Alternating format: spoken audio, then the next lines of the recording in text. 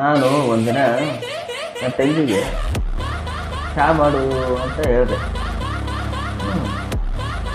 ಚಹಾ ಮಾಡು ಅಂತ ಹೇಳಿದ್ರೆ ಚಹಾ ಹೆಂಗೆ ಮಾಡೋದು ಅಂತ ನನ್ನ ತಂಗಿ ಕೇಳಿದ್ದೆ. ಆಯ್ತಮ್ಮ, ಒಂದು ಪಾತ್ರೆ ತಗೋ, ಗ್ಯಾಸ್ ಬಂದು ಇಟ್ಟು ಎಷ್ಟು ಮಂದಿಗೆ ಬೇಕು ಅಷ್ಟು ಚಹಾನ ನೀರು ಹಾಕ್ಬಿಟ್ಟು ಸಕ್ಕರೆ ಹಾಕ್ಬಿಟ್ಟು ಚಹಾ ಪುಡಿ ಹಾಕ್ಬಿಟ್ಟು ಆಮೇಲೆ ಹಾಲು ಹಾಕು ಅಂತ ಹೇಳಿದೆ. ಆಯಿತು ಅಣ್ಣ ಅಂತ ಹೋದ್ಲು ಒಳಗಡೆ, ಅಡುಗೆ ಮನೆಗೆ ಹೋದ್ಲು. ಆಮೇಲೆ ಏನಾಯ್ತು ಗೊತ್ತಾ, 5 ನಿಮಿಷ ಆಯಿತು, 10 ನಿಮಿಷ ಆಯಿತು, 15 ನಿಮಿಷ ಆಯಿತು, 20 ನಿಮಿಷ ಆಯಿತು, ಕೊನೆಗೆ 1 ಅವರ್ ಆಯ್ತು ರೀ, 1 ತಾಸು ಆಯಿತು. ತಂಗಿ ಬರಲಿಲ್ಲ.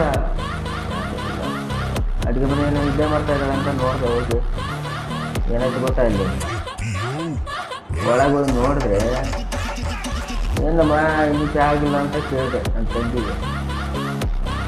ಅಣ್ಣ, ಇದು ಹೇಳ್ದಂಗೆ ನೀರು ಹಾಕಿದೆ, ಚಹಾ ಪುಡಿ ಹಾಕಿದೆ, ಸಕ್ಕರೆ ಹಾಕಿದೆ, ಹಾಲು ಹಾಕಿದೆ, ಬಟ್ ಚಹಾನ ಆಗ್ತಾ ಇಲ್ಲ, ಏನಾದರೂ ಚಹಾ ಮಾಡೋದು ಕಷ್ಟನ ಅಂತ ಕೇಳಿದ್ದೆ.